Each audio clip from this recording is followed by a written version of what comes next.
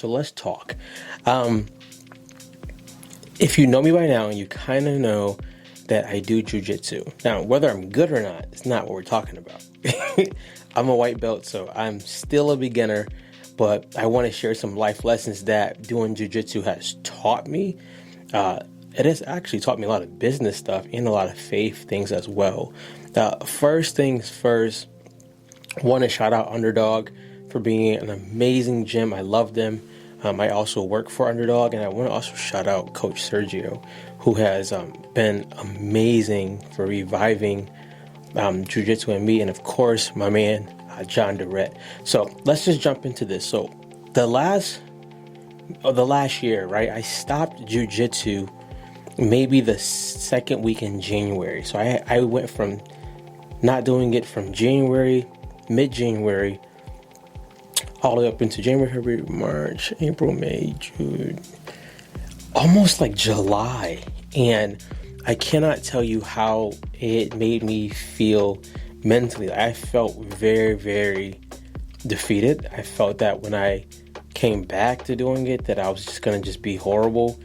And I just felt like I let myself and other people down. Like, no one told me that, but I felt that way. And I saw everyone get promoted around me, which they deserved. And I saw people get better, which they deserved because they put in the work. And for me, at first, I internalized it as I'm not good enough, right? That's something that I've always struggled with in multiple areas and gradually getting better in it. Now, coming back to Jiu-Jitsu, it felt like I was starting all over again. And it felt that way because I almost was starting all over again. At that time, I had left fitness coaching completely, so I stopped them both at the same time. And it felt like opening up this new door. This old door felt like a new door, and I was just going to be lost. Something that helped me was I realized that even if I started all over again and I knew nothing, there was no pressure to be good at it. And there wasn't any pressure to have to be at a certain place with it. That was the first life lesson that it taught me, was maybe you're putting a ton of pressure on yourself when there doesn't need to be pressure in that area. Like, a requirement of my life is being the best husband I can be, being the best father I can be, and being the best disciple I can be. Those are like real life requirements. For me, Jiu-Jitsu is something that I get to enjoy. And I have to admit, at that time, I started taking it where gotta get better, gotta get a blue belt. And I took the fun out of it. So returning back to Jiu-Jitsu, the first thing it taught me was you don't need to put pressure on yourself if it's not an area of life that's going to be changing the game for you. That's not downplaying Jiu-Jitsu because I love it. It's more so you probably have other areas of life you can put pressure on. Business, taking care of your kids and things like that. Something that has taught me recently was I realized I've gotten choked out more recently and submitted more. But my attitude towards it is, okay, Drew, what are you leaving open? What's happening? Are you tired? Are you giving up strength? What's happening versus internalizing and saying, oh, you just suck? No, you're getting beat by people who are better, or just things you're exposing. And that's perfectly fine. I told myself this time around, I am going to just become a learner again and have fun with it.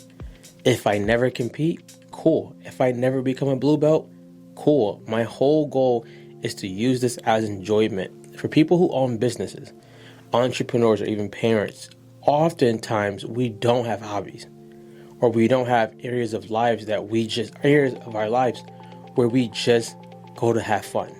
We usually make everything a business or a task or a job, and in doing so, sometimes you just suck the fun out of it. We don't need to do that anymore, right? That day needs to leave.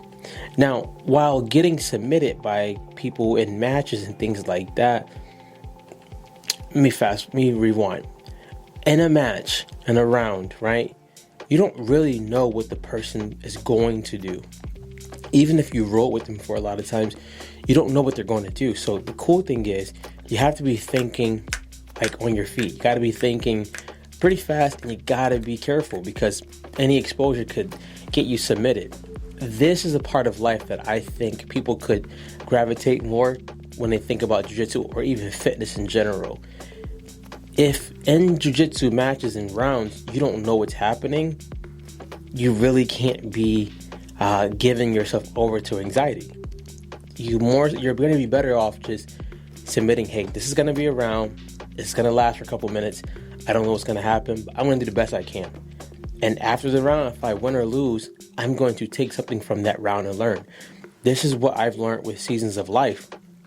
You have to be able to take the lessons out of every season of your life. Every season of your life, believe it or not, serves you for the next season if you pay attention, right? They go hand in hand, right? Spring, summer, fall, winter, they just rotate, but they don't just jump into each other. They kind of merge into each other until one season has taken over. This is similar to jiu-jitsu in the round, right? You learn, how did I get choked? You learn, how did I get armbarred? You learn, how did I give out of stamina? And if you can take that and go apply that to the next round, then you're pretty much good. For fitness, as a coach, I was never the person that wanted to get, I don't want to say caught up, but I was never the person that wanted to idolize form. Believe form is great. I wanted to highlight the human part of the fitness. So I'd rather you be doing movements that you can do on your own and us talk about your life. You become a better human. You become uplifted when you come to my class or you even come near me. That was my goal with all of that. So with those lessons and with those gems with jiu-jitsu, the biggest one I learned, and I'm still learning, is you have to be around people who are better and people who are not as good at the same time. You have to always be in a place where you can help and where you can be helped, and in a place where you, I would say, collaborate, where you compete against somebody on your own level. There's no shame in that, right? There's no shame if I'm going against a white belt who's better, a blue belt, a purple belt, a brown belt, a black belt. And then there's no shame in it if I can help a new white belt, a day one.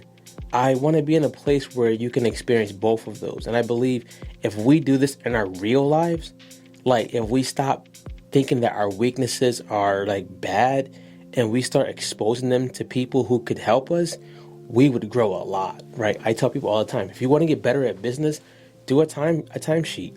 Ask yourself, how much time are you actually spending on the business?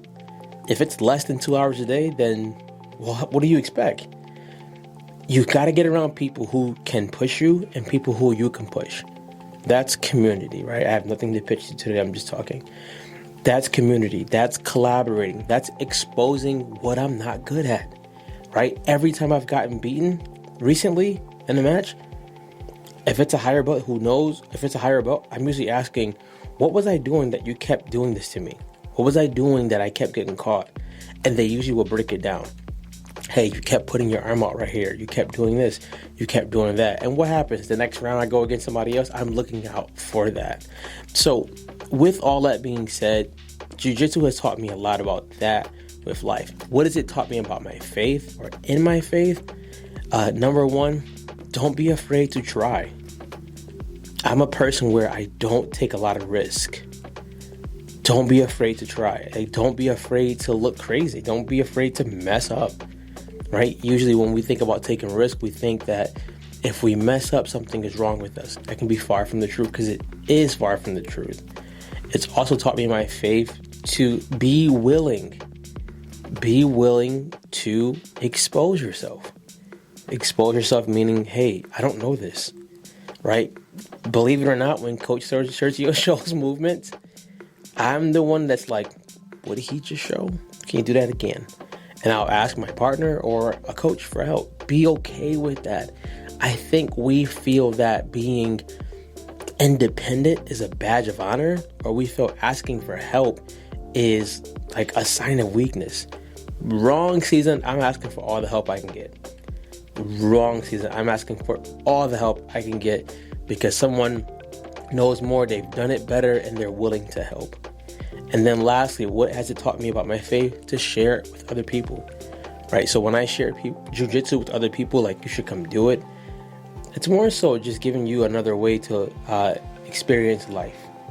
Jiu-jitsu teaches a lot about how to adapt, how to adjust, how to fight back, how to learn, how to teach, and more. And if you can apply some of those principles to your life, your business, your parenting, your accepting yourself, you'll realize that life could be better. Let me say this before someone jumps in this comment. I am not idolizing jiu-jitsu. I'm not saying jiu-jitsu saved my life. I'm saying it's a tool that has taught me a lot about life, business, faith, parenting, and all of that. That's what I'm saying. So before I jump out of this live and turn this stuff off that I'm podcasting at the moment, doing two things at once while Aaliyah's in school. If you would like to try jiu-jitsu, come down to Underdog, right? It's 23A Andover Drive, West Hartford, Connecticut, right? If you don't live in Hartford or West Hartford, you can't get to Underdog, think about a gym that's near you that could be beneficial, right? I'm going to tell you this, the first time you try it, you're not going to be good, so don't go in here thinking that you're going to be like this like A+ student. It's not going to happen. You're going to be learning and getting submitted, but if you take those lessons, you'll be good. I'm out of here, guys. Be great.